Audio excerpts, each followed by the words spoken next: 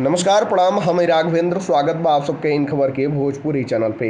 सपा के पूर्व विधायक अब्दुल्ला आजम खां के कोर्ट से बड़ा झटका लगल बाटे। कोर्ट उनके द्वारा दू गवाहन के दोबारा बुलौले के प्रार्थना पत्र के खारिज करत हुए अंतिम बहस खातिर 3 अक्टूबर का तारीख तय कर दियल गयी। भाजपा विधायक आकाश सक्सेना द्वारा 2019 में गंज थाना में सपा के वरिष्ठ नेता आजम खां के बेटा पूर्व विधायक अब्दुल्ला आजम के खिलाफ 2 गो जन्म प्रमाण पत्र होखले का मामला दर्ज करावल गयल रहे, जिसमें सपा नेता आजम खां और उनका पत्नी डॉक्टर तंजीन फातिमा के भी आरोपी बनावल गईल।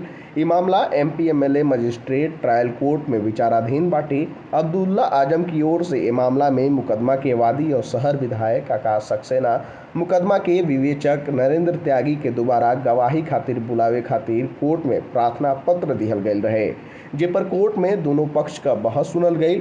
बहस के बाद शनिवार के कोर्ट द्वारा फैसला सुनावल गई। अभियोजन अधिकारी अमरनाथ तिवारी और वादी के अधिवक्ता संदीप सक्सेना द्वारा बतावल गए कि अब्दुल्ला आजम गवाहन के दोबारा बुलौले खातिर प्रार्थना पत्र दिले रहना, जो कोर्ट द्वारा खारिज कर दियल गयल। साथ ही अब्दुल्ला आजम के गौर प्रार्थना पत्र के निस्तारित कर दियल गयल बाटे। कोर्ट अंतिम बहस खातिर 3 अक्टूबर का तारीख तय कर दिले बाटे।